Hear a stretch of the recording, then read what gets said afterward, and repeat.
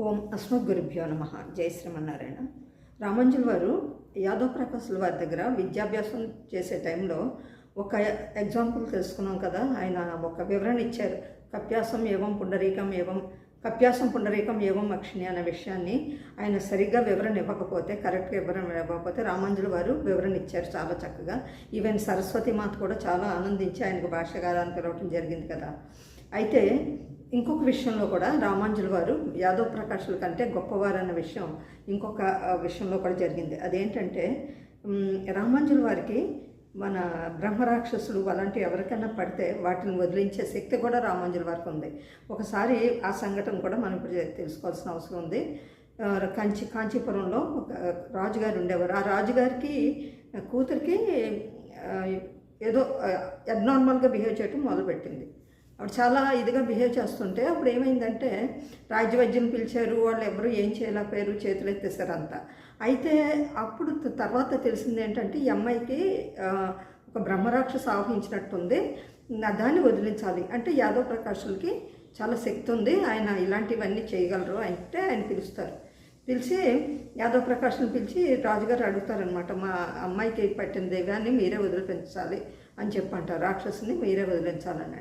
అదంత స్వాని నా చేతుల్లోనే ఉందని కొంచెం నీళ్లు తీసుకుని హోంకరించుకుంటూ వెళ్ళి, నువ్వెవరు, ఎందుకు ఈ రాజకుమార్తెని పట్టావు, నేను ఏమనుకుంటున్నాను నీ గురించి, నువ్వు వెళ్ళకపోతే నేనేమన్నా చేసేస్తాను అని నీళ్ళు ఎలా తీసుకునేసరికి ఆ రాజకుమార్తెలో ఉన్న బ్రహ్మరాక్షసుడు పలుకుతాడనమాట పెద్ద నవ్వునవ్వి, నువ్వేం చేస్తావు, నువ్వు నన్నేమి చేయలేవు, అసలు నువ్వెవరివో తెలుసా అంటే, నేనెవరినో నీకు తెలుసా అంటే, నాకు తెలుసు, నేనెవరినో నాకు తెలుసు, నువ్వెవరివో కూడా నాకు తెలుసు. అబ్బా నీకు అంత బాగా తెలుసా అని ఈయన అడుగుతాడనమాట. అడిగితే చెప్పు, నువ్వెవరివో చెప్పు, నేనెవరినో చెప్పు అని వెటకారంగా యాదవ్ ప్రకాశులు ఆ బ్రహ్మరాక్షసుని అడుగుతారు.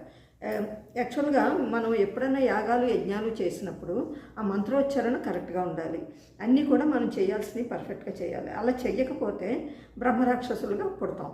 అదే జరిగింది. నేను ఒక పూర్వజన్మలో నేను ఒక పండితుణ్ణి, మంచి బ్రాహ్మణుల ఇంట్లో పుట్టిన పండితుణ్ణి. నేను యజ్ఞయాగాదుల్లో చిన్న దోషాలు వచ్చినాయి నా వల్ల, అందువల్ల నాకు ఈ బ్రహ్మరాక్షస రూపం వచ్చింది.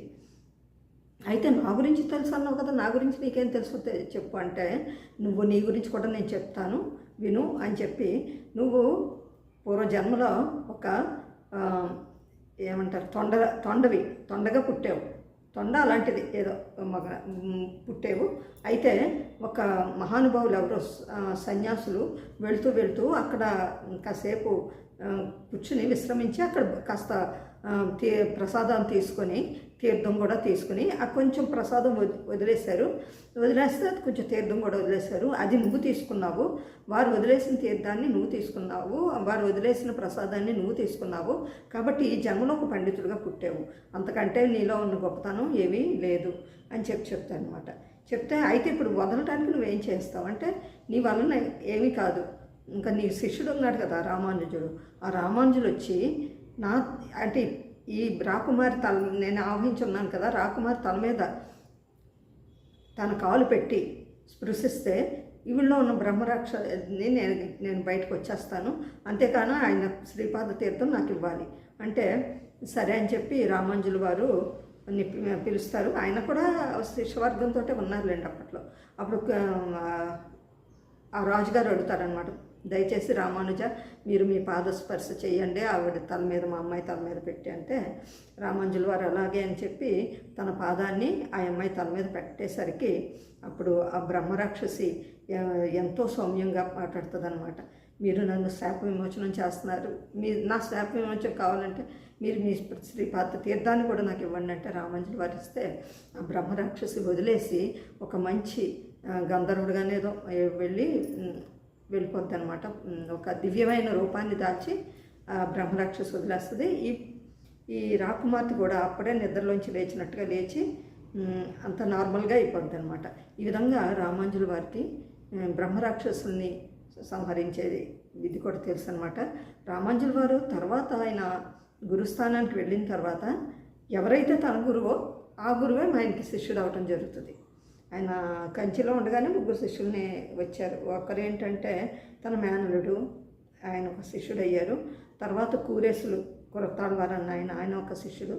తర్వాత యాదవ్ ప్రకాష్లు ఈయన గురువులే ఆయనకి శిష్యులుగా మారితే అప్పుడు చెప్తారు, మీరు ఎందుకండి నా దగ్గరికి ఇలా అంటే, నాకు పెరుమాళ్ కనిపించారు, వరదరాజ పెరుమాళ్ కనిపించి రామాంజుల్నే నువ్వు గురువుగా ఎంచుకో అని చెప్పారు. చెప్తే నేను అదే చేశాను.